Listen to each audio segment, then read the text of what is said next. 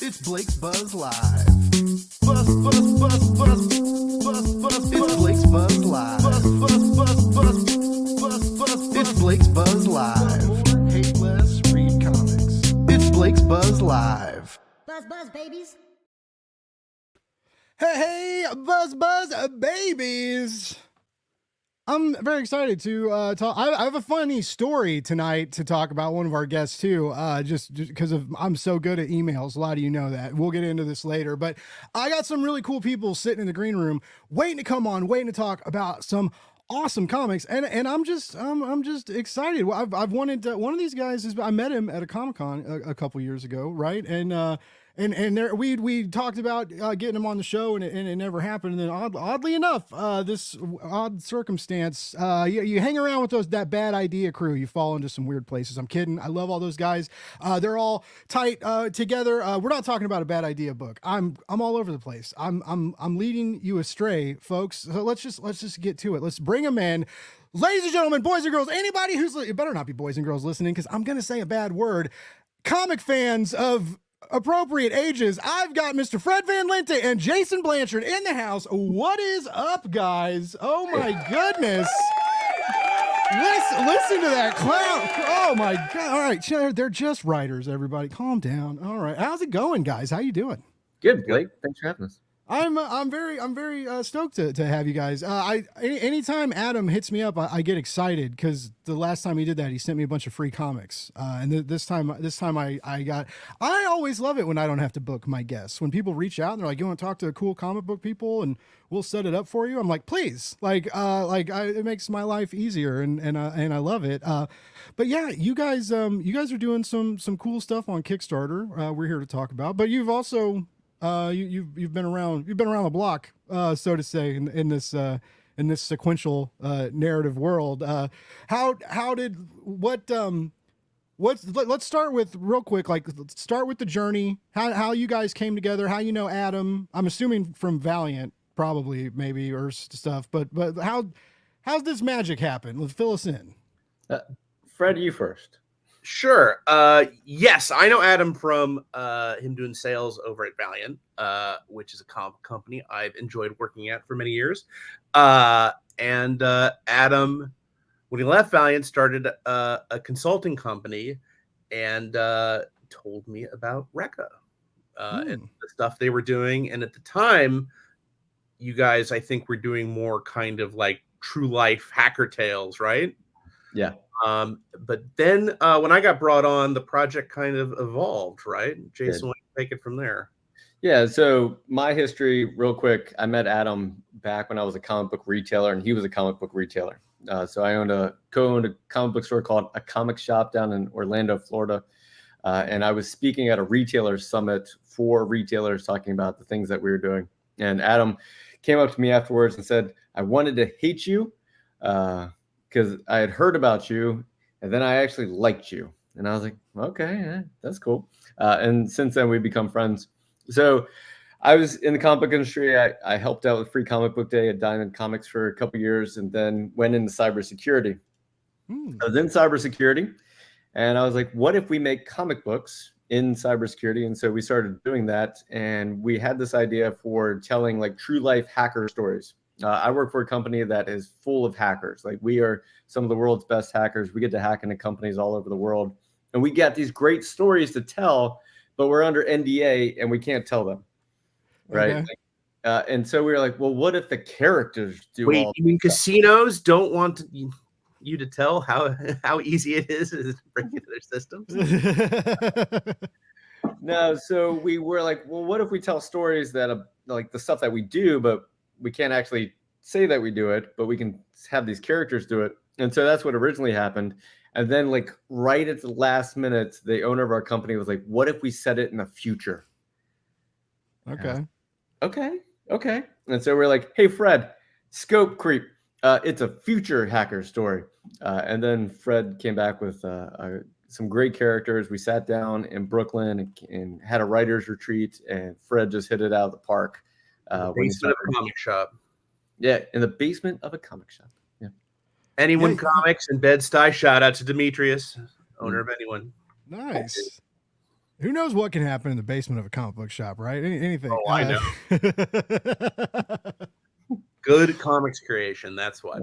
I love, Fred, that you have your name lit up behind you. I Wait, I do? I need to upgrade my setup. I need a Blake flashing behind me or something for branding. I got these Holly, whatever. Anyway. But yeah, you guys are making some very cool sci-fi and also like it's kind of terrifying. Like this idea of like being imprisoned and free simultaneously, you know, like is that better than being in a cell or like when you are the cell, when your like own mind is this, like, I don't know, it kind of creeped me out. It messed with me. And then I started thinking of like old undergrad, like philosophy classes and like the panopticon and like all this crazy shit started flooding to the surface. Right. So like, I love books that are challenging and that make me think. Like that's just like me personally. I also think like sci-fi, I think it's a necessity for sci-fi to do that, right? You gotta make the normative alien and then make us like question everything, right? And that easy. It's so easy. Which you guys make it look easy. I will tell you. But how did that know? Because you know, everything, I feel like everything we want it smaller, pocket size, longer batteries, so we can take it with us everywhere, right? That's the goal for everything, I feel like, but not prison. Like prison is the one thing I feel like we don't want in our pockets everywhere. And so like, I really dug this idea, the world, how the characters play around in it, the hopelessness, the hack as a character kind of, I don't know, it's very, very cool.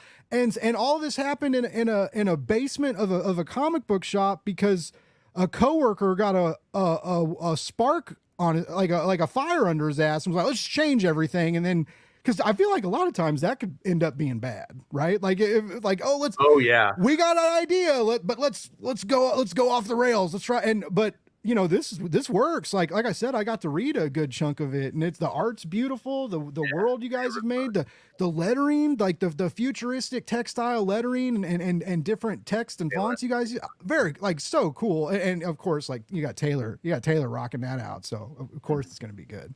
Yeah. But yeah, you guys got like I'll bring up the Kickstarter page shortly, but you know, the well-funded over goal, right? Like, but did you guys know when you were in that basement? Like, you know, when you were like, this guy's changing everything, but did you feel it? Were you like, oh, like, wait, like this, we're on to something here. Well, the change had come. So I showed up at the basement. Okay. With Jason had provided me with a great book about augmented reality, right, which is different from virtual reality, right, which is the Matrix. I'm living in a simulation. Mm-hmm. But augmented reality is, if you've played Pokemon Go, you know what augmented reality is, right? It's digital stuff overlaid across the world we see day to day, right? And so essentially in the world of the future is blank, your cell phone's basically implanted in your brain. And so the overlays of reality you experience can be as manipulated and influenced as anything you see on the internet, which obviously is terrifying to many of us. At least it is to me. And on top of that, you know, this is a comic book published by hackers for hackers, and I think for also the general public. And it's a fun way of visualizing hacking in a way that, you know, God bless Code Monkeys. We love them all. We wouldn't be here without any of you. Code Monkeys? I've never heard. I love that. Panels and panels of people hunched over typing things, right? So, is that acceptable jargon, Jason, or are those fighting words? Like, no, that's fine. We like in the past, I've had production companies like, "Hey, can we come watch you hack?" And I'm like, you really don't want to do that. Like, it is boring. Yeah, like, Blake, can I come watch you edit video? I'd be like, yeah, like, come hang out with me while I'm hating my life and sitting here in front of a screen, just like, playing the same 3 seconds over and over again while I try to clip it at just the right spot. But yeah, would they be allowed to watch anyway? Because I'm sure, like, I mean, I bet a lot of it's like you're probably going too fast for them to really like watch what you're doing on the screen and Yeah. retain it. But like, I mean, you've probably got some codes and some tricks and stuff that like you don't want people like, oh, that's how you do that. And then they like you need your own secrets too, right? Yeah, so at the company that I work for, we do everything we can to give away as much knowledge as possible. We want to teach people how to hack. We want them to see the hack. We want them to understand the hack. Because we want them to be able to defend themselves from the hack, right? Because if you don't know the hack exists, then you don't even know to worry about the hack. You are scaring me right now. Oh. I am like legit. I'm like they're gonna hack. The stream's gonna get hacked. Like I'm gonna let Fred down. I'm gonna let. I was recently at an event and people were like, "So what are you doing?" I'm like, "I'm in cybersecurity." And I'm like, "So how bad is it?" And I was like, "Oh, it's bad." And they were like, "Really?" And so I got into it and they're like, "Oh, you're scaring me." And I was like, "Oh, okay." Imagine let me stay dumb. Like, but one of the reasons that we wanted to set it in the future, and so like when we decided to set it in the future, like it forced us to think about the technology that's coming, because the technology is coming. Like over the next couple of years, there's going to be this AR is going to like the Apple goggles. It's all cyber trucks and goggles in the future. I'm fucking ready for it. Let's do it. Like, so if that future is coming, then we should start thinking about how that future is going to be hacked and how that's going to be used against us. And so I think Fred came up with such a great story of like in that book that we talked about, it's like if you don't like something, you can turn it off. If you don't like to see trash, you won't see trash. And if you don't want to see this, you won't see that. If you don't want to see these. And then Fred was like, what if you couldn't see anything? And I was like, oh, that's fantastic, right? Like the prison of this thing. It was great. What's crazy? And then to try it on a wife. I don't want to get detailed. Yeah, that's a whole other like the unhealthiest of unhealthy relationships that you guys put on the page and made it like really endearing. Like he's intriguing too. Like you want to know why he's like this, right? And you kind of want to know more about him. He's not so despicable that you're just like, get off the page and let's focus. Like you guys have very intense and layered characters. And Fred, you've always been good at that. I feel like in your writing, the first time I stumbled across you was in those little Marvel hardcovers. You did that Hulk book. Oh sure, with Tom Bell. And they did like a series of them, and and they were in those weird those hardcovers that didn't have dust jackets, and they're that weird material, and the white like soaks up the dust in the air and turns gray. But they're cool. They're cool books, but you can't keep them. You can't keep them pristine. They weren't made to age on a shelf. But you've all like even then like when you play around in the sandboxes of others with characters that aren't yours, like you're still able to like kind of hone in and bring out unique moments with these characters to with the Hulk, you would think like he's big, he smashes stuff, but no, like you found something else there, right? And in this sci-fi world, right? In this virtual prison, this crazy technology, the unique circumstances that all of these things present, you also like brought in a couple with very intense emotional problems and relationship problems, but an unheard of thing? No, but in this specific instance, it blows up into something like totally crazy. Like how do you like find that? Like how do you like pairing like the future with the normative to make good sci-fi? Like is that tricky? Do you guys struggle? Was that a struggle when you were like plotting and planning this? Well, that came out in the back and forth in the aforementioned basement, the legendary basement.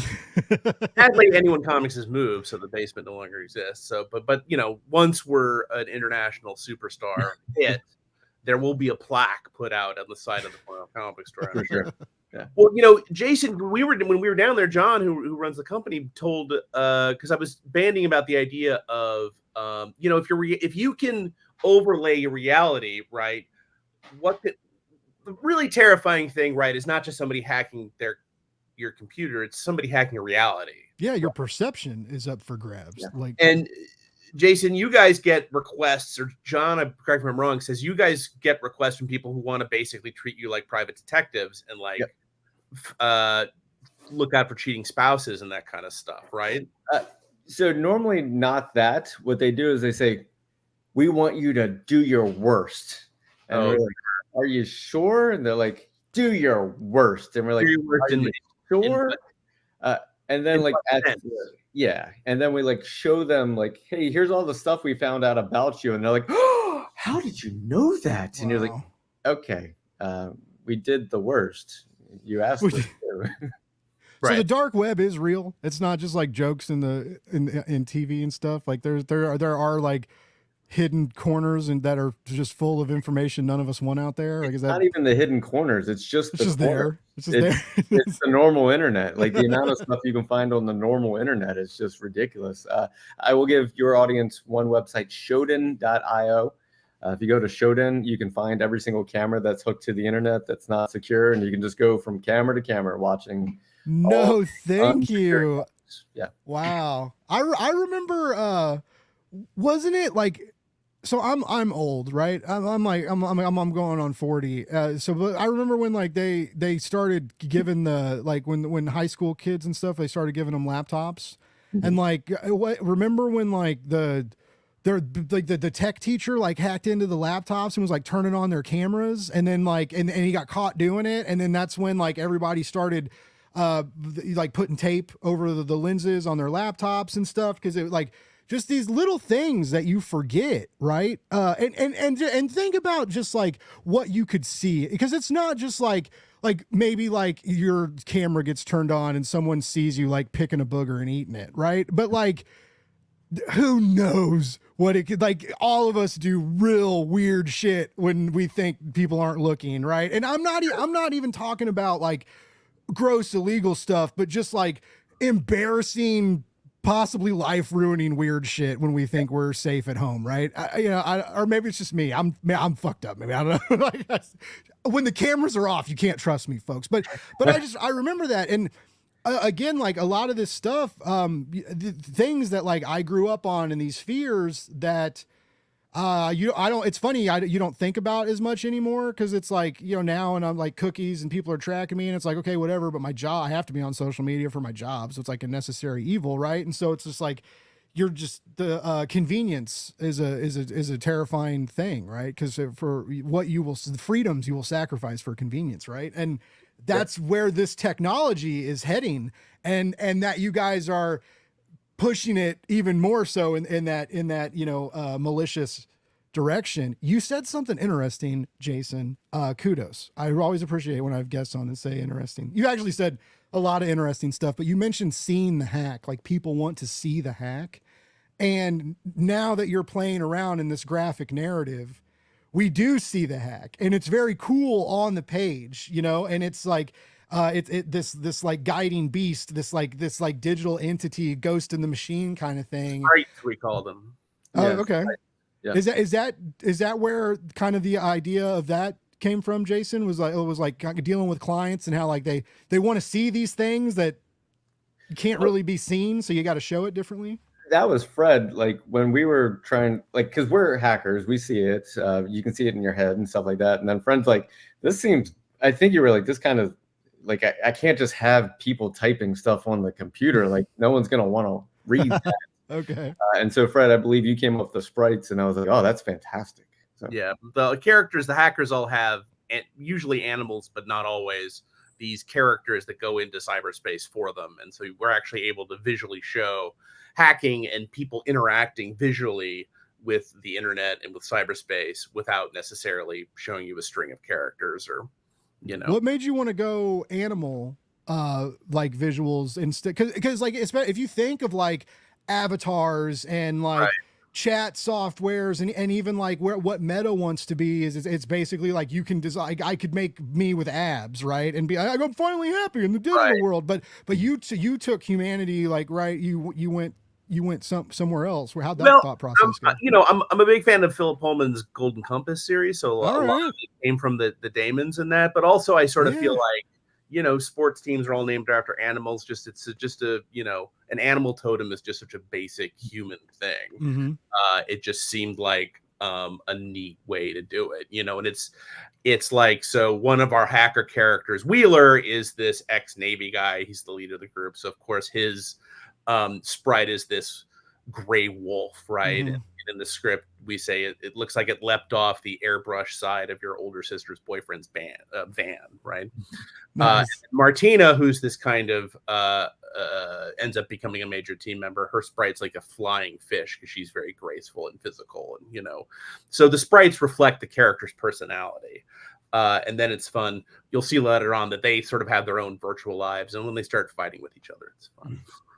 Cool. And so Fred, it sounds like you're having fun in this sci-fi world. Yeah. Heck yeah. You got tossed into a basement and I stumbled know. into a good time, right? Well, it wasn't that far from my house, the basement. So Oh, that's you didn't have to travel far. That's good.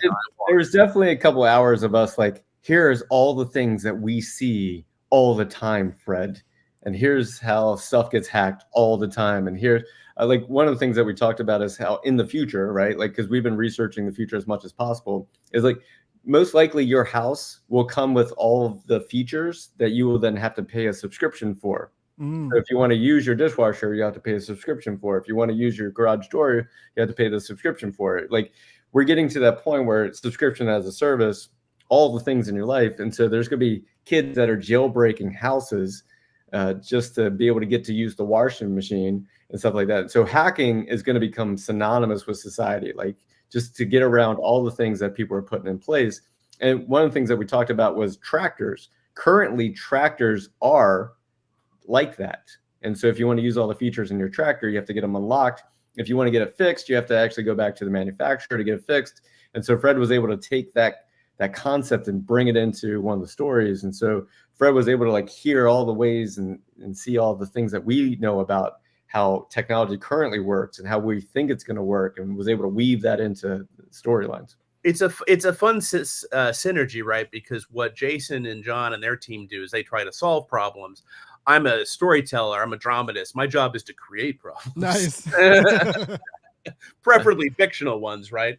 My family members might disagree about that last part, but yeah. So I the Tolstoy said, happy people make for bad drama, right? Mm-hmm. So there is a Black Mirror aspect to the series where one of our stories is about a woman who gets a killer robot sicked on her because she's unbricking people's tractors, because the company doesn't want her to be doing that.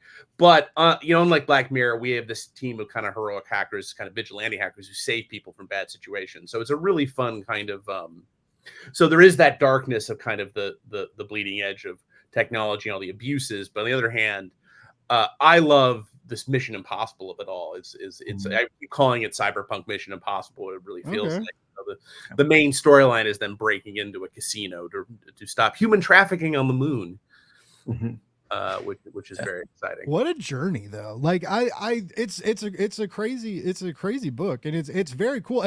I didn't know about like Jason being the hacker and stuff, and like what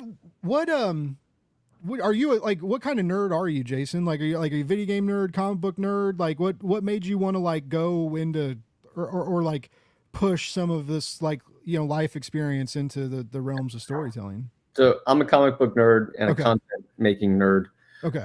And so when I got to a company that was full of hackers, and so I was like, well, what can we make? What can we create? What can we produce? So we do weekly webcasts where we teach people how to hack. We like walk people through. We show demos of like, here's how to hack. We recently, if anyone uses Microsoft 365, we're ripping that sucker apart right now. And so Microsoft is like, those are features. And we're like, yeah, okay. And so it's just this like 40 people who get to tear apart technology every single day and write reports on it. They have to write us like a story on here's the ways that I hacked. And so with just seeing all these stories, we're like, this is great stuff. Let's turn it into comic books. And so that's where Prana and Fred and Adam all came together, to be able to tell these stories. And thankfully the Kickstarter went well. Like, we weren't sure. We had some really hope. Yeah, we had some hope. We had some faith. We like really thought it was going to do well, but we weren't sure. We weren't sure if the cybersecurity industry wanted comics. We weren't sure if the comic book industry wanted cybersecurity. And so we were like, all right, let's do it. Well, how is the audience doing? Because I mean, Fred's got a name, right? So like you got that going. But I mean, even then, like he's also he's worked on cool books and stuff too, and he's been in this industry. But like, what is your audience? Well, I'm about to now is a good time to bring up the Kickstarter page. But is it your like? Is it your cyber security people like coming in? I'm stoked to show this to my buddy Cole, my old co-host, like, cause he does this. And so I feel like him being like, oh, there's a book about what I do kind of, but, yeah, but is it, it's doing well, almost $65,000, over 400 backers. You got, and you haven't even hit your 48-hour bump yet. So you're about to get your little last minute surge, right? Yeah. So is it Jason, a lot of you didn't get your 404 backers like you were hoping? I know. So yeah. Oh, you wanted 404? I mean, you can start canceling pledges, I guess. We don't want your money. It's all about the symbol. Symbolic victories only. Is it a lot of like general? Is it a lot of like general comic? Because it's good. It's just good sci-fi. I mean, if you look, because I'm not a hacker. I'm kind of a nerd. I know a little bit about computers. Not a lot, right? But like, I just had fun. I just thought it was good sci-fi with really great art, and story. Like the story's good. Well, and like, don't forget, not to jump on your answer, Jason, but don't forget Kickstarter. I found just having done enough comics Kickstarters, Kickstarter has is like its own comic shop. Like there are people who Kickstarter is where they get their comics from. So Kickstarter's built a pretty robust fan base on its own, and they were cool enough to make us a project they love, which is terrific. Yeah. And Kickstarter's been very supportive too, right, Jason? Yeah, they've been great since we reached out to them even before we launched the project. And then we got the projects we love within like the first 45 minutes or so. Nice. It was great. One of the things that we did with Kickstarter that they'd never seen before is if you scroll down, you'll see a series of codes. So if you go a little bit further, I'm going to just have you skip over all this stuff.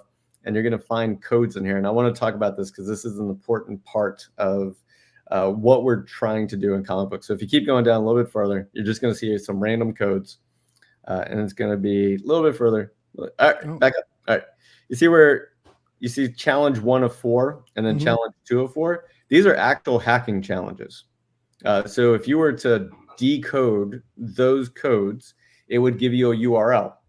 Then once you get the URL, it will give you an opportunity to actually do actual hacking. And so you'll be able to do those challenges in a safe environment where only it's designed to train you how to do hacking. Wow. And so if you see there's, challenge 1 of 4, there's challenge 2 of 4, there's challenge 4 of 4 down below. And then we hid challenge 3 of 4 because we just wanted you to really search for it. But what we're doing now is the comics that you read, Blake, they haven't gone through the challenge pass, right? Like there's the coloring pass, the lettering pass.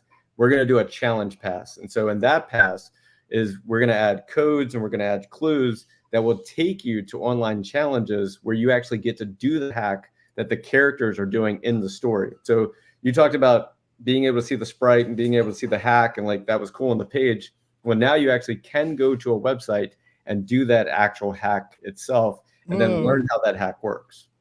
That is very bad idea of you guys. I know because they in their last big campaign or one of their last big Kickstarters, they did there was the weird code. There was the weird $10,000 pledge or something, and it was a fake pledge, and it was all I don't know. I talked to Matt when it happened, and he gave me a clue, and I was still too stupid to figure it out. So it just aggravated me. But I was like, but that's intriguing. First of all, it's kudos to you guys for, giving your readership the benefit of the doubt and just assuming we're not all idiots. I appreciate that. But it's a interesting way, in today's world, I'm sure Jason, Fred, I'm sure, too, from trying to promote whatever you're, promoting recently. Social media and everything is changing constantly, and it's aggravatingly so, and so how we get engagement, how we deal with people, how we retain audience is it's a crapshoot sometimes now, right? And it's us trying new things, And I think stuff like this is important, right? You know, like get people using your Kickstarter page differently, get people hunting it down, right? Even if someone maybe they're like, I'm not going to back that book, but they got that like weird brain where they see that puzzle and have to figure it out. And then all of a sudden they're like scrolling through this page 5 times trying to find the missing puzzle. And then they end up like backing it. I don't know, man. Maybe that, but it can't not happen if you don't even give them the opportunity. But I appreciate that. Just trying to do new stuff to get your audience excited and participating in different ways. Well, Jason, you have that data. Like, how many people have solved the first couple challenges so far? Yeah, so of course you're tracking it. Okay. Yeah, 137 people have wound up on the leaderboard. And wow. that some people have solved all the challenges. So about 10 or so have solved all the challenges. And what's cool is that we were able to like sit down with Fred and explain how these challenges work. And Fred was able to start writing for the challenges. Yeah. And so there's special material inside the comic, the OGN that's going to come out that Fred wrote so that challenges could be added to it. Yeah. Is this going to be like an ongoing thing? Ideally, if you guys can keep doing it, like more. I mean, this isn't you've surpassed the Easter egg territory. You know what this reminds me of is like the old school. Well, not that old school, but like the Marvel AR. Remember that when you could like scan the QR code while you were reading a comic book and your phone would like show a panel.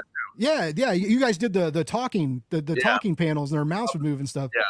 But I mean, you know, it's just like little different things. I think we all have a cell phone everywhere, right? So of course you can scan a QR code or something while you're reading. It's not like a big ask to be like, all right, put your book down, go get a device. But that's cool. So almost a third of your backers have participated in the challenge. Yep. And it will be a cumulative scoreboard, which means when another issue come out and more challenges come, then the scoreboard will now have more opportunities to score points on it. And so even so this is something I'm announcing right now that most people don't know, is that even like the blacklight poster, that's one of the perks, will have a hidden challenge in it. And so you'll be able to get a challenge. And so you can score points from the hidden challenge inside the poster. And there's a lot more hidden challenges that I'm not going to tell where the hidden challenges are. So it's going to be people like, so why do you have 300 points? I capped out at like 260. And you're like, oh, well, I found the other 4 challenges. And you're like, oh, there's more challenges. Yeah.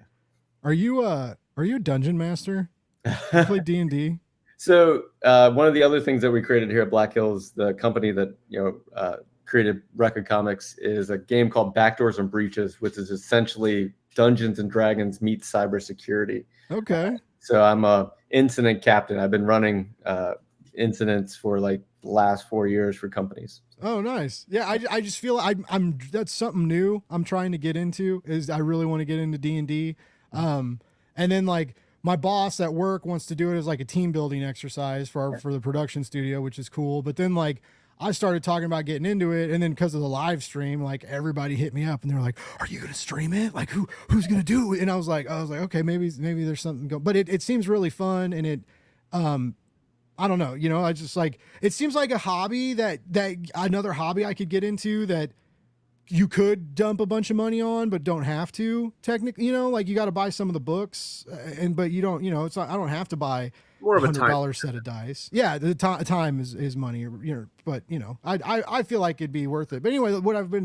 been researching it, watching some games, trying to learn how to play, and some of your hidden puzzles and stuff is very akin to like, you know, like, oh, well, you stumbled across this trap door, or you know, like, I feel like you as a dungeon master or campaign manager would be a fucking blast. Like, you know, I don't know if that's awesome, but yeah, that's also very cool. Cause yeah, there's something else I've learned about is it's not just Dungeons and Dragons. There's like Star Wars turntable, like TTRPGs and like sci-fi stuff, vampire stuff. I mean, there's anything Marvel. You could find. Yeah. I just got the Marvel ones. I'm excited for that. But yeah, anyways, I really, it's something I'm really into. And you seem like, I asked you earlier, like what kind of nerd you were. You seem like that kind of guy, Jason. I say that as a compliment. Thanks, Blake. I appreciate it. How much extra work? Like what, like time frame, like wise,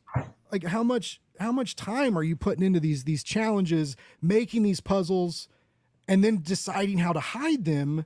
And then you got to like hide them good enough to be challenging, but you can't hide them like too good to where no one, because then if no one finds them, all your hard work is wasted, right? So like strategy, planning, design, like this is an endeavor, I feel like. Yeah, we have a team called Meta CTF, and so they have a company that creates cybersecurity challenges. Okay. And so we work with them constantly on various different things. And so their team is like evolved with the like creation process. So like as soon as Fred gives us the script, we give that script over to the hacking team, the challenge makers. And so they start looking at like, well, we can put a challenge here, and we can put a challenge here, and we can put a challenge here. Whoa. And then by the time we go to print, we have to have everything hidden the way it needs to be. But then they still have about a month or so to actually finish the challenges before everything gets shipped out and sent out. So it is a lot of work. We currently have 23 challenges in development. Oh, wow. Darn it. Oh, you said it. You're not supposed to. Now you got to make more to throw the number on. This webcast is over. Fred, is that are you having to do anything differently from like a writer scripting perspective when those handoffs happen, or with you scripting some of the challenges and stuff too? Like what's this sounds like kind of a new territory for you as well, or is it pretty chill? To a certain degree, a lot of times the team is integrating that stuff into the art and the comic itself. In the graphic novel specifically, we have like Watchmen style text pages from the world of the future is. So they're all kind of they often get integrated in there. It's really more additive. It's just more, fleshing out the game world. I almost said the comics world, and making it, gamified. Marvel is doing something similar, or well, it's toned down, but they're basically Marvel has made.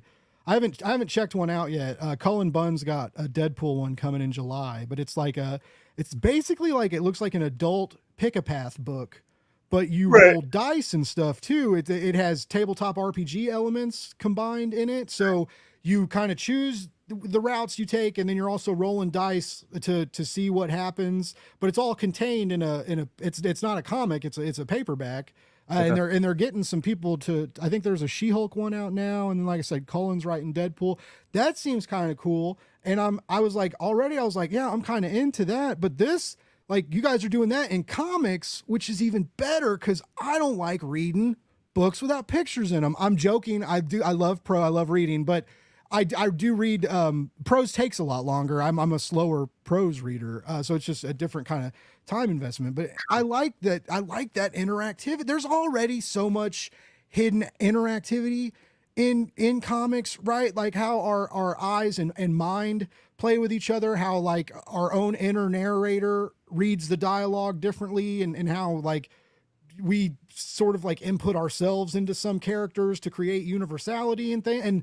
And like the what is it, like the McLeod talks about it, the dual narrator, where it's like you see the narrator and you read the narrator, so it's like different than prose and makes your mind act differently. So like already comics do something magical biologically when we're reading them naturally, and you guys are finding a way to push that even farther and more entertaining, and you get more out of your book. I mean, like everybody knows, like Kickstarter books are a little bit more expensive. You got to pay for shipping. You got to this gorgeous art, by the way, can't be cheap. So like anybody who's seen the art we've scrolled through, like this isn't best choice art from the back store or shelf, right? This is like this is front shelf, pretty. It's beautiful pages.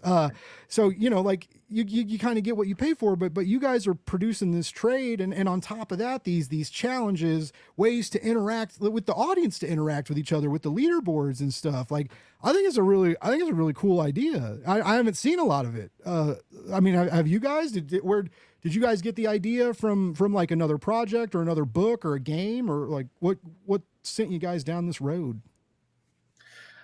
So we put out prior to doing this, we put out a zine called Prompt. And so in the Prompt zine, we started like, well, can we hide challenges inside the zine? And so let's say 5% of the people who read that were doing the challenges. And so we started learning like that was too complicated. Like, let's go with more simplified. And that was more difficult. And that was fun.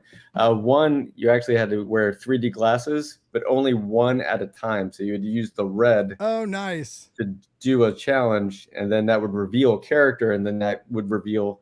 And so we've been doing this for a couple of years now where we're like, what can we hide? What can we do? How can we? I want everyone to look at every page. I want people to look at the art like they've never looked at art before, where they go, nice. Is that an IP address on the side of that like building? Is that a 10.10? Like, what is it? And then they like type that in and like, oh, that's a thing, right? Yeah. And so we want people to like not get so consumed that they can't enjoy the story. But to be able to like read it one time. I was in line at a Comic-Con and a guy was telling me about a Nightwing comic, and I think Tom King wrote it or something like that. And he said he was reading it, and this was like, I didn't tell him what I was doing. I was mentioning something, but he said there was a code in there, and when you learned the code, you could then read the comic again, and it was different. Really? And I don't remember what comic it was, but like he was excited about it. And I was like, well, if you're excited about it, what if we actually add a bunch of codes and stuff and we make people want to read the comic twice or read it 3 times and like see if they can find, it takes on a different life the second time they read it or the third time they read it. Very like House of Leaves, like Daniel Lewski's, like that book is a clusterfuck every time you read it, right? And then he got weird too. Like they did like the Whale Stow Letter spin-off where you read it and then you flip it upside down and like the text is like whatever the word is, it's like one's on top of the other anyway, but and again, like like it's like people are scared to it's like you want to take risks as a creator, but I know that certain industries often like try and put you in a box too, right? We're like, well, you can tell your sci-fi story, but if you tell it that way, it may not sell, right? And then and that's the beauty of Kickstarter, because you guys can kind of say like, to hell with that, and we can tell our own story. Or like if some comic book editor was like, I don't think we should spend the extra time and resources to put a hidden puzzle game in your comic, but you're like, well, you're wrong because it's really cool and we're doing it, so you get all that control. And it's good. Like I see you guys like kind of you're running with that. You're like, you're like, this is our baby. We get to do, what we want. Is it, do you ever have anybody telling you like you're like, Jason, you're going too far, right? Like you're like, the next book, everybody's got to get Apple goggles. And they're like, dude, no, we can't get everybody Apple goggles, or, it's like, do you ever have to like reel yourself in, or you're like your puzzles are getting too intense, or your hacks, or I don't know, the hacker gets hacked and I don't know, your mind, I don't know, man. I don't know where I'm going with this. I'm going to answer your question by saying this. When we decided to do this, right? Like we're a hacking company that decided to sell comic books and make comic books, right? Mm-hmm.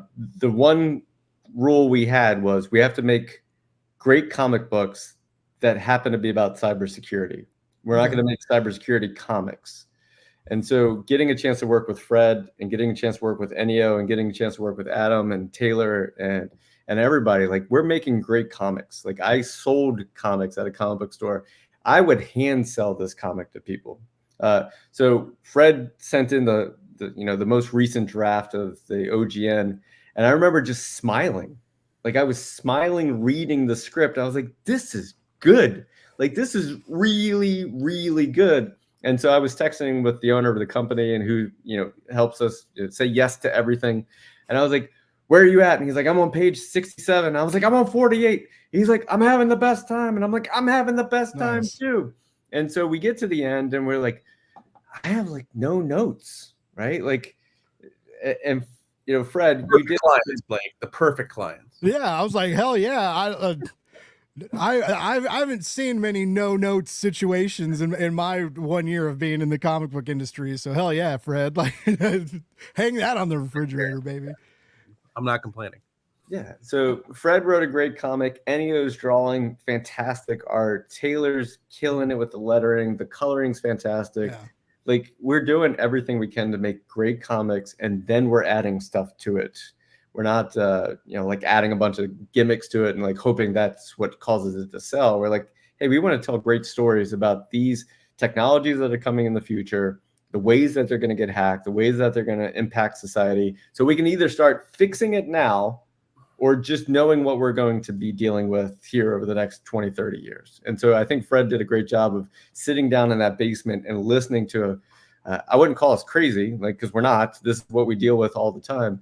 But Fred was able to take all that stuff and like turn it into like the characters. I enjoy the characters. Like, I enjoy Wheeler and Martina, Sally, and Eli and Art and Arf. Like, when you get a chance to meet these characters, I think you're all going to love these characters. And you're going to like, I want more stories about these characters. Fred, when you were listening to that, like to them talk about like what they do and talk about hacking and stuff, was there ever a moment when you were maybe like, oh man, like how am I gonna, like what spin do I put on this, or what characters or how do I evolve characters in these circumstances? How do I use this field and their knowledge to build an intriguing cast? Like, was it ever a worry, or did those ideas just kind of, were you like, yeah, I got this. We're good. Like, well, what was fun about it is I had read some of the materials that Black Hills had provided, and then I showed up at the meeting with kind of some bullet points about where I want to take the story. And when you have like, I'm just like a kid being like, well, what about this? And but then you actually present it to people who know what they're talking about, unlike me, and they go, well, that's interesting, but it would happen like this. So they'd be like, oh, that's something similar we encountered, but it was actually twisted like this. So basically, it was very much like a process where, it's ping pong, right? I knocked the ball over and like, well, what about this? What about that? What about that? And even as the process developed, everybody in the team was sending me some really interesting stuff about underwater servers and like, maybe it should be like this ransomware attack. And so we just kept kind of had the tennis volley going back and forth, and it just, it all goes into the product, and so I never had a chance to worry because we just, every time, if it was just this call and response kind of creation process. Cool. So you guys seem, I mean, you seem to have like a pretty good relationship. Like you guys hit it off. You seem to be vibing with the team. Where did you guys find your line artist and colorist? Like, did they come referred, or did like a magical digital sprite come to you in a dream? This art is so good, and I haven't seen their work before. And so it's just like every panel I just want to sit there. Oh yeah, Ennio is great. I just want to sit there and stare at it. Yeah, no, that was the digital sprite's name is Nate Cosby, our editor. Okay. Who I brought on, who I would work with at both Marvel and Dynamite. And he went out and found Ennio and Andrea and their rep, and they've just been crushing it. Yeah. Yeah, we gave like a dream team of like, I've been in the comic book industry as a retailer, and I remember who sold and who people wanted to see. And I was like, here's my dream team. And they're like, Jason, they're booked for like the next 3 years. And then they came back with a couple artists, and Ennio was one of them. I was like, oh, yes, that's fantastic. And so we were just grateful to get Ennio, and Ennio was available. And so we're like, yeah, let's do this. Who's material?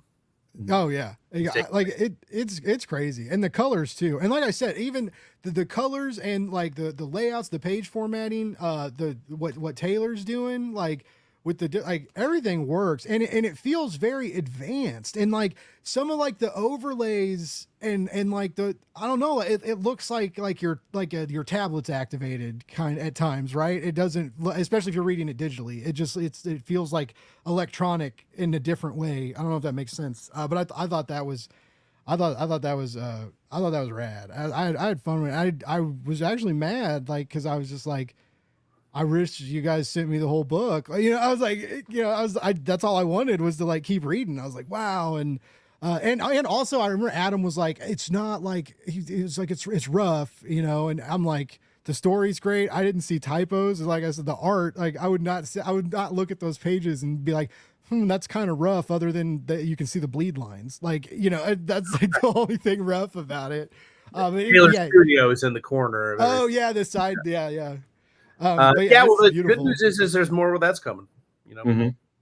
Oh yeah. Are you, Fred? Are you like on this for a while? You like, or do you guys want to like keep working together, or do you have a drag me away? Nice.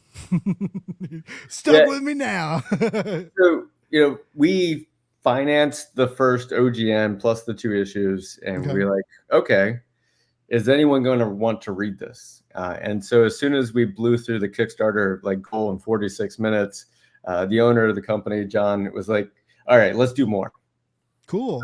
And so the Kickstarter is really what is the do more. So if this did not do well, we were like, okay, well, we did the best we could. We'll make the 1 OGN, we'll make the 2 issues, we'll do what we can with them. But then when the community, the cybersecurity community showed up, the comic book community showed up, and they started backing this, we're like, okay, let's keep making this. Yeah, they obviously want more. You have an audience that's hungry and ready to support you guys, which is exciting. And again, they should. Anybody watching this, like I posted the link real quick. So there's a link in the comments you can get to the Kickstarter. In the show description, if you guys watch this later, there'll be a link in the show description, or you can follow Fred or Jason. We'll make sure they tell you where, but it's very easy to find this campaign. You've only got a couple days left to do it, but this is really, really top tier, great comic book sci-fi. A lot of better than what I've seen on the shelves right now. And it's on Kickstarter, but it doesn't, any book can be on Kickstarter, but this is polished and pristine. And I mean, like, it looks like something that could have Image on it. It's that level of production and everything is there. So I really encourage you guys to check this out. And just listening to you guys talk about it has gotten me hyped, but, and I, like I said, I got to read it too, but we scrolled through the art, there's some stuff to dive into that Kickstarter page. There's some, I almost said riddles. There's puzzles. There's puzzles and clues and craziness. Like, you guys have a really cool project, and I hope you're both proud of it, because it seems, I haven't got to finish it yet, so like maybe you shit the bed in the end. I don't know. I don't know. We don't. You're gonna have to send me the book, I guess. But what I've read is great. It really is. Fred, I've been a fan of you for a long time. Jason, you're the right kind of nerd that comic books needs right now, and I dig that. And I think it's cool that you guys are bringing in your experience, and also like way to like market, have fun with market, and like have it like work out and end up as like you make comic books now too. Like that's, I kind of don't want to like you, Jason. You're like a cool dude and seem really nice, but you're just like, the nerd world is just coming to you on a silver platter here. It's not fair to the rest of, no, I'm kidding. It's a lot of work, and like you mentioned, you do a lot of like content and stuff for you. It's not just like you showed up and someone was like, you get to be in comic books now. You weren't who's the actor's kid who wrote that Spider-Man book a few years ago? Everybody got mad. Oh, I don't know. It was J.J. Abrams. Yeah, everybody was like, actors' kids just get to write Marvel comics. Like every indie creator was like, I wish I could write a spot, and I get nepotism sucks, but it's Jason's putting in the work. Okay, he's yeah. Also, well, Blake, like my dad's a biochemist, oh, and I got to write Spider-Man. My dad's retired. He was a maintenance man. Blake, I appreciate your feedback, because like we haven't got a chance to show that many people, right? Because we were sitting on it for a long time until we got to the Kickstarter, and then we were able to show some art. So you're one of the first couple people to actually read some of it and be able to provide feedback. So I appreciate. Mine is the only feedback that matters. I ask Adam. Other than our feuding. Vibrant hatred of each other over Texas versus Kansas City barbecue. I'm from Kansas City. I live in Kansas City. I'm just from here. I'm born, raised. If you cut me, I bleed. Better barbecue sauce. I just saw Adam in the comments. So I hope he's right. But anyways, when Bad Idea was on, like we got into barbecue and it was fun. But no, like he's great, and yeah, if he's pushing it and stuff too. So like. If he believes in you, and you got Fred in your corner, and like I said, I got to see like almost 3 full issues. Like I got to see a lot of it, and it's like, yeah, it's good, it's cool, dude. It's awesome. So yeah, cool. Yeah. I'm glad I got to be. I've all these years doing this shit, finally I get an exclusive after all this time, and no one even told me I got it. You deserve it. Thank you, Fred. It's funny you mentioned that, Fred, because I mentioned in the intro that I had a funny story, and I was pretty sure Fred hated me, Jason. I thought Fred, and I don't even think Fred knows me technically. I love everyone. What are you talking? We met at Planet Comic-Con. I was talking to Cullen, or I walked up to Cullen Bunn because I was like setting up interviews, and I had talked to Cullen previously, and Cullen was like, "Oh, what's up, Blake?" And I was like, and Cullen was like, "Oh, Blake, have you met Fred?" And I was like, "Oh," I was like, "Yeah." I was like, "Hey, Fred." And then we introduced each other. I have these business cards that look like old Marvel 90s Marvel Fleer cards, and I gave Fred one, and Fred emailed me, and he was like, "Yeah, like, let's do the show, set something up." And so like I thought I emailed Fred, Jason. I typed a response. I thought I hit send. I thought I did. And I mean, over a year later, I'm going through, for some reason, I had to go into my I don't save a lot of drafts in my Gmail folder. And so like, I ended up having to go in there for something. I was like, what is this extra draft? And it's this email to Fred that I never sent. And I was like, oh no. I was like, Fred hates me. I was like, he's like this asshole. Like, I was all like, I emailed him and was like, I'd love to do your show. And he ghosts me. And I was just like, I told other podcaster friends, I was like when people talked about like, oh, I said something stupid in an interview, and I was like, oh, I got you guys beat. I was like, I left. I'm here. I am anyway. It was crazy. Yeah, because when Adam hit me up, and he was like, hey, like, I didn't know. He was like, I got you got time to do like an interview, and he was like, all right, I'll start the email thread with you guys. And the first person to respond, it's like, I had this email from Fred Van, and I was like, oh my god, did he finally email me to be like, hey, it's been 2 years, asshole? And I was like, I opened it up, and he was like, oh, I'm gonna be on your show. So yeah, anyway, crazy times. All's well that ends well.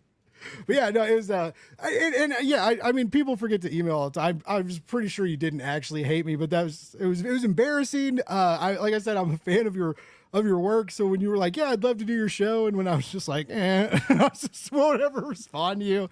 I was like, oh my God. Anyway, so, but yeah, I am really glad I got to talk to you, eventually, cause it was very cool. And you're doing cool stuff. You're doing awesome sci-fi stuff. Now, what do you guys have? Obviously, the Kickstarter is going on right now, right? But the campaign's wrapping up. So, like, do you have any, like Fred? Are you working on anything like you want to shout out, or that's on shelves, or that people need to put on their polls, or anything? Yeah, I've got some stuff coming out from Valiant, actually. Doing a Master Dark book called The Darks. His sister's involved. And an Eternal Warriors book about the Immortal Brothers. That's in July. And then in August, what I'm very excited about is I'm coming back to Archer and Armstrong, and I'm going to do an Archer and Armstrong story. That's they're rebooting. They're doing like another. It's not a reboot. Oh, it's not a reboot? Okay. No, it's a continuation. Okay. It's all building to their big resurgence event. Okay. I knew like Valiant as a whole was like pushing.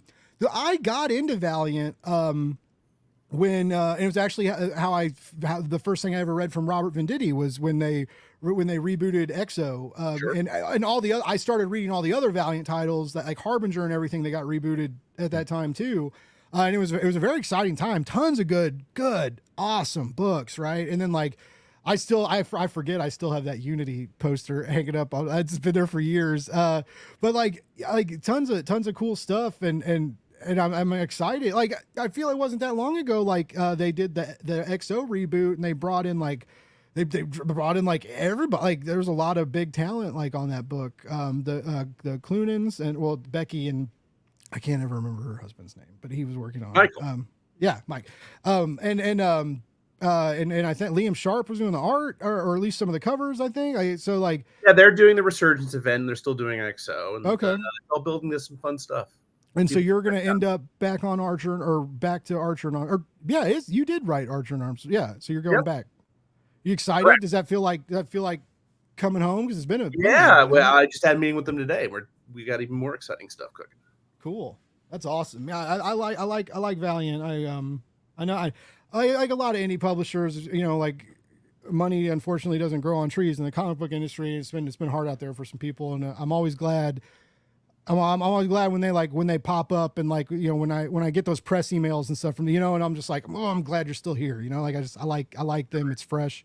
It's fun. Jay, are you still doing the prose books with him too, Fred? Is that still? I am. At last I heard, my Bloodshot novel is done. I'm very proud of it. It should come out in February. Nice. Do you do a lot of Yeah, you write prose a lot? Yeah, sometimes this is my fourth novel actually. Oh, cool. Fourth published novel. Oh yeah, First man. YA book. Technically, it's a YA book. Oh, Bloodshot YA. Interesting. Yeah. Does that mean it's going to make me cry? What? I feel like when people call it YA or all ages, it just means it's going to make me cry. Like they're way more like emotional. I feel like in the book industry, they're very anal about these distinctions. So okay, young readers is different than middle grade, which is different from young adult. Okay. And now there's like a new adult. It's all very corporate. It's all segmented and with like individual price tags and price ranges, and yeah. All right. Well, that's. But I do think it's a book all ages will enjoy. Nice. Unless you're under 12, because it's pretty violent, because it's bloodshot. Yeah. Yeah. Is it hard? Is it? What's it like doing? Because Bloodshot's high action, right? So what's a challenge that you have to overcome when going like prose heavy on high action? Like, what's it like sequencing some of that stuff out when you are having to describe every moment, every move, every shot fired, depending on the scene? Yeah, it's a challenge. It's different. It's harder, I would say, because in comic scripting, you're basically making a blueprint, and the artist is going to build the house. In prose, you're building the house. You're doing the whole thing. So it is more challenging, but it's fun. It's one of those things where if I'm writing novels, I'm like, this sucks. I want to be writing comics. And then I start writing comics. Like, this sucks. I wish I was writing my novel. So the grass is always greener, right? So you just toggle forth between the genres.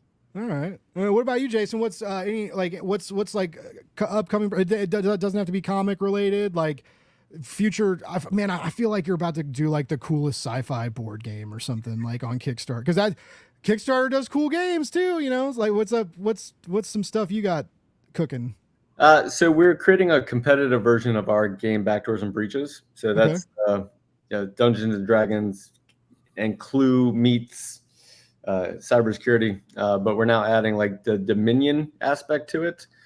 So we're creating a new version of our game that you can actually play more competitively against people. So theoretically you get to hack them and defend against their hacks, and so that way you get to learn about the different types of hacks that are happening. So that's a game that we're going to work on over the summer and hopefully have out by the fall. Cool. But that's something we're working on.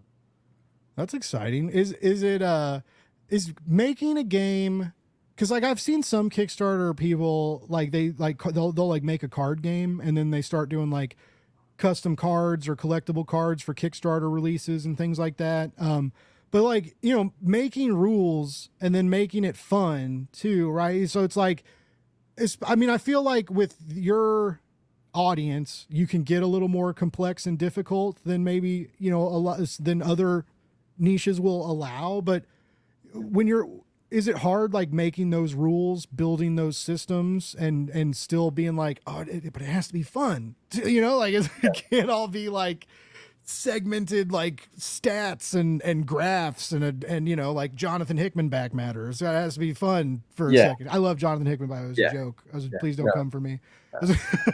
Yeah. So the game took about 9 months for us to develop, along with play testing and actually playing with people and getting their feedback and then making changes and adjustments. And then we released the game, and then we have fought for the last 5 years to make it not more complex. People are like, oh, what if you had this? What if you had this? What if you had this? We're like, no, we're going to keep it this way. If you want to make it more complex, feel free to do that. But we're going to keep the core version of this so that high school students can play, people that work in 3-letter government agencies can play, people that work in Fortune 500 companies can play this game. So we've distributed over 100,000 of these decks in the last 5 years. So it is pretty much the game that's synonymous with cybersecurity. So if you ask anyone in cybersecurity, like, have you ever heard of Backdoors and Breaches? They're like, oh, I played that, or I have that deck, or so that game is like it helps teach people cybersecurity, but it also helps like actually do real what's called tabletop exercises where you have a theoretical hack that has taken place and now you have to try to solve it, and you solve it using your own procedures and technology that you have at your disposal inside your own organization. So backdoors and breaches is we continue to develop it. We continue to make expansion decks because attackers are always coming up with new hacks. There's new ways to defend yourself, and so we're constantly adding to it where it makes sense, but we don't change the complexity of the game. We don't change the gameplay of the game. We just give you more things to play with. Very cool. That's awesome, man. I like that. Like I said, very, very cool to take like an industry, like an industry where people are like, oh, like tech, it's some people get really into tech, but also like you say, like I'm in tech to some people and they're like, oh God, he's going to talk about it now. Right. And it's like very cool to put like I said, a unique spin on it. And also just a way to like, the level of interaction. And again, I think like how that ties into marketing and your brand and the products and stuff. I very synonymous with like what you got going on here. Do you guys have like, I feel like you work for like a pretty big company because you keep talking about like play testers and like big groups of people, or not like big group, but you have like teams and stuff. Do you have like brand managers like nerding out over this shit, or do you do that? It's me. So we have a company of 130. My team has about 6 to 8 people on it. We have some 1099s on it that come and do specific work for projects that we're doing. But what we do have is a community of 45,000 cybersecurity professionals that regularly participate in the kind of work that we do. So we train most of the people in cybersecurity on how to hack. So we're a small company that has a really big impact in cybersecurity. And it's because we're small that we can actually have an impact, because we don't have brand managers, because we don't have hierarchy, because we don't have all this other stuff that slows us down. We're a small, nimble company that can like, hey, let's make comic books now. And there's like no one that says no. We're like, okay, let's do that. And like, hey, let's put hacking challenges in it. And there's no one that says no. And so it helps us just be as quick and nimble as we possibly can. And if it doesn't work, we like scrap that and we move on to something else like very quickly. And so backdoors and breaches has been something that has worked for a long time. And we think the future is comic is going to be that next thing for us that's going to keep bringing in people and introduce us. We have this thing we say, in the 80s, it was war games. In the 90s, it was sneakers and hackers. In the 2000s, it was Mr. Robot. And we're hoping that this comic will inspire those 18-year-olds and over that read this and go, I think I want to hack.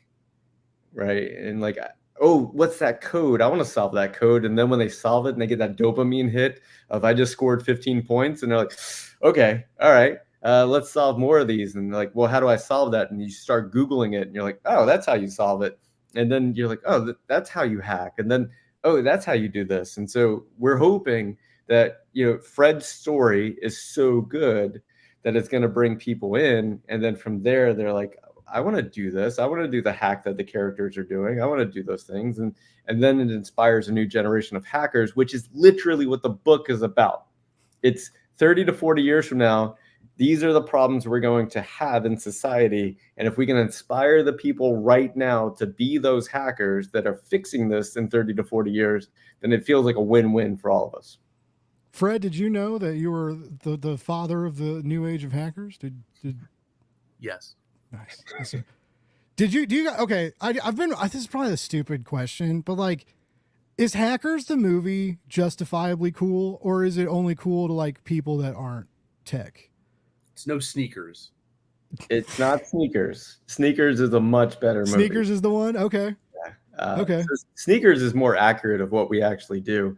Hackers is it is inspiring to like the people who go, oh, I want to try that, right? So Zero Cool is cool. Like, so there's a lot of what happened in the Hackers movie people actually gravitate towards because it made it feel like a cool thing to do. And it is a cool thing to do.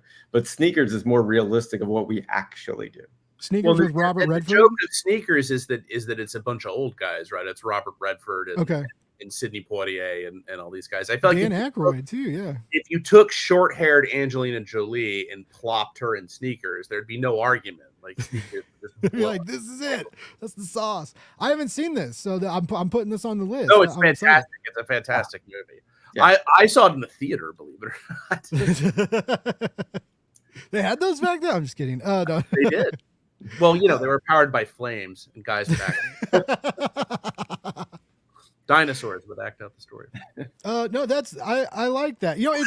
It's so interesting just because, like, and I guess this is just like how I was raised, but you hear the word hacker and it's never like heroic, really, right? Or it usually has like a negative connotation to it's like or like you hear that and it's like thievery, manipulation, and it's funny, or it's not funny, it's very cool, Jason, hearing you like inspired about more people, because it's like you said, it's needed. You guys find weaknesses to keep our data safe. It's not there. It's hacking is not necessarily like stealing your information. Like hacking is also protecting your, and I definitely forget that. Right. But and so there's like the good and the yin and the yang of it all. Right. Cause you could use your powers for the dark forces, right? Like you could probably get free concert passes forever. I don't know what you can steal. Well, you can steal anything on the internet, right? So you could do anything.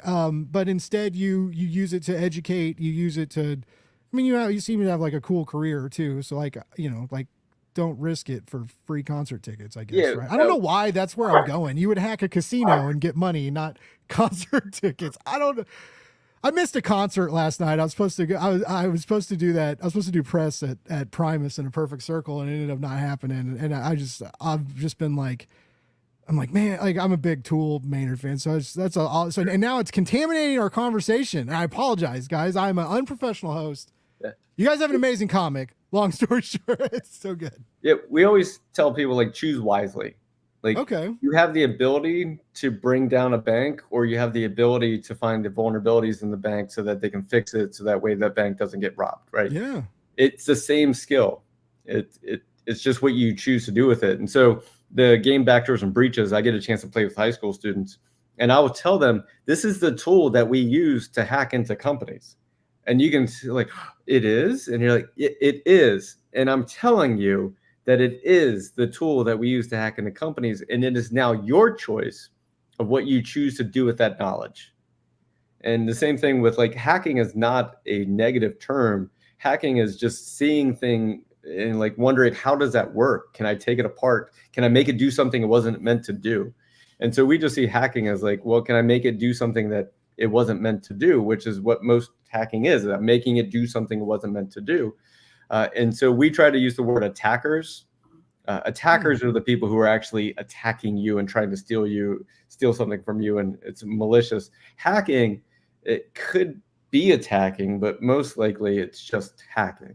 And so in the news, when they say it was hacked or hackers did this or hackers did that, like it doesn't help. And so if we could, the word is threat actors or attackers, like that would be much better if they used that instead of the word hacking. But I don't think we're going to win that battle. And we don't even use the word hacker in the comic.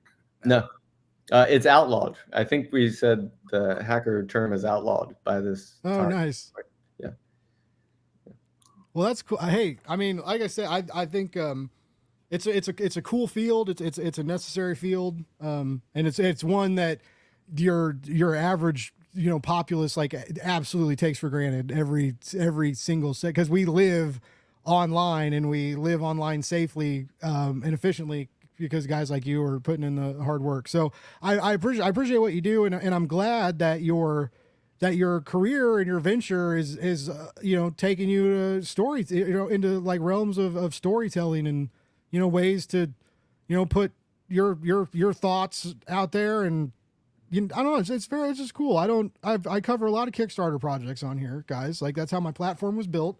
And I've gotten lucky, and I do a lot of comic book interviews with like big 2 people, indie people, but I haven't seen a lot of this, right? A lot of like someone taking like their career passion. I've seen people try to do it, but I haven't ever seen it executed. Like this is executed to like just like I said, the art, I feel like the printed book, the trade, I feel like it's gonna be like a nice looking book. You know, you guys are gonna nerd out on it, go all out. Production's gonna be good, right? It's gonna be, you're gonna be stoked to put it on your shelf.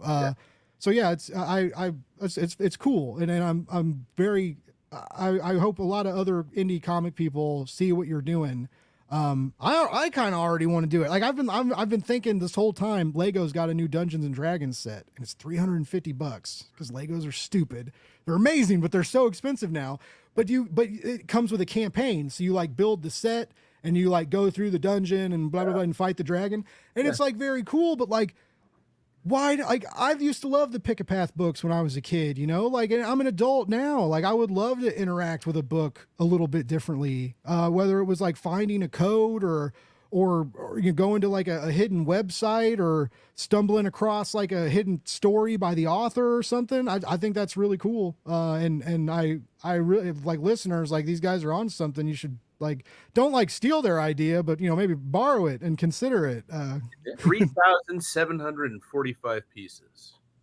Dragons set. Wow. Yeah, it's a big set. 360. But I mean, yeah, it's expensive. Like, you know, you gotta get like a second job to be a nerd these days. I feel, you know, it's just like between comics and Kickstarters and movies and collectibles, Dungeons and Dragons. Like, you know, well, if you're like into opera, that shit's not cheap either. That's true. Yeah, I don't go to ballets. I don't, you know, dance isn't exactly. I don't stand in line for shoes. I don't spend a lot of money on clothes. You know, like I'm not even wearing pants right now. You guys can't even tell. I'm just joking. Yeah, why would you wear pants on a live stream? We're sitting down. It's all about being comfy. Well, I'm rambling. You guys can probably tell.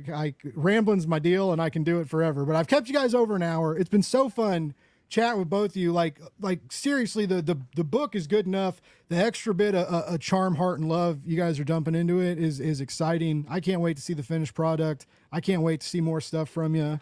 Fred, I can't wait to see what you guys are going to do, you know, later with Valiant too. You know, I'm excited. Like I said, always excited to see those press emails and stuff pop up. Real quick, though, I want to make sure we shared the link and all that for the campaign. What where's the best place to like follow you guys, keep track of you? Jason, let's start with you. Or I don't know if you have like a website for the games and stuff, or it's going to be kind of lame, but LinkedIn. LinkedIn is the only social media that I use. So you can find me on LinkedIn and feel free to connect with me on LinkedIn. I'd love to connect with you on LinkedIn. Cool. All right. Well, does anyone, I don't know. I try to use LinkedIn. I'm like, where does this work? I get it. I know it like can help, like it helps network and stuff. Erica Schultz told me, oddly enough, like for Kickstarter worked well for her too. Like a lot of old like coworkers and stuff, like just people she knew from, you know, decades ago or whatever. Like some people would like donate $10 to the campaign or like, oh, I bet, like good for you, Jet. You know, and it was like, and she was like, yeah, like she was like, oddly enough, like posting about the Kickstarter on LinkedIn, like kind of helps. So yeah, maybe a route many don't take, maybe get on LinkedIn. So yeah, hop on there and check out Jason. Maybe polish up the profile if you haven't in a while. I know I haven't. That's something to maybe do. Fred, what about you, bud? Where's the best place to keep track of you, or mailing lists? Well, I have a mailing list which I never use, so okay, sign up for it. You won't get spammed, but I'm on Blue Sky, Instagram, Facebook, X.com under that name you see on the screen there. There you go.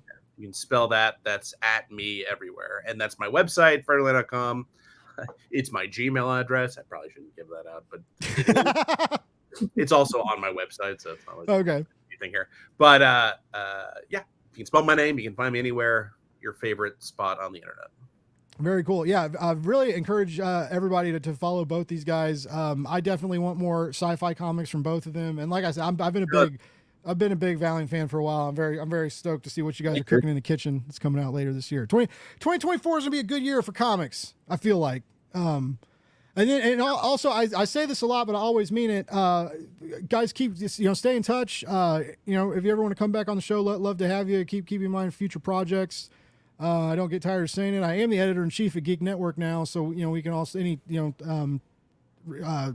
it'd be weird. I don't like sling reviews, right? But like press releases and stuff like that. The game and stuff. We might be interested in doing some write ups and stuff for that. So I mean, yeah, let me know. I'd love to get you guys on shows over there, or just back on here, or just I don't know whatever I got to do to keep you guys sending me free comics in the mail. Long story short, that's the goal. I'm just kidding. I tell people a lot. I'm like an elephant working for peanuts, but I work for PDFs. All right. Well, everybody who tuned in live again, like thank you so much. Everybody who commented in the chat that I ignored the whole time, I was distracted. Pierre, thanks for tuning in. Brian Godfrey, he's I think he may know you. It sounds like Jason, or he's a fan. So that's cool. Kate, my friend K-pop, what's up? She's got a great YouTube channel and loves hot dogs. So like, hit her up, talk hot dogs. Hassel, what's up, dude? Nerdy Man Room Show, another great show. They're dropping a Howard Mackey interview at the end of this week, I believe. All right, that's it. I'm gonna set you guys free. Unless you guys, thanks, man. Yeah, thanks, Blake. Thank you so much. Glad you had fun. I like to think that usually when I tell you guys like, I like your book over and over again. At least that keeps you somewhat happy, right? For sure. It's pretty easy after that. No, but it was. Thank you for letting me read it. Like that's cool. Like I didn't know I was like one of the few that got to experience it. So yeah, like get to Kickstarter, folks. It's a cool book. But yeah, love more, hate less, read comics. We'll be back later with another live show. Please check out what we're doing at Geek Network. It's very cool. All I do is write articles. I'm hooked up to a machine. I have tubes hooked to me right now. You guys can't see it, but I have food and water. It's just flowed into me, and I sit here and type articles. Life's great. Comics are amazing. You should all work in the industry. I'm kidding. I love every moment. But yeah, guys, this was so cool. Fred, thanks for not hating me. I'm sorry it took me 2 years to respond to an email. I forgive you. Sweet. Jason, it was really great to meet you, and please keep making comics, both of you. Obviously, you guys are good at it. Thanks, Blake. Awesome. And Adam, thanks for making my life easier, man. Always hit me up anytime. I love you.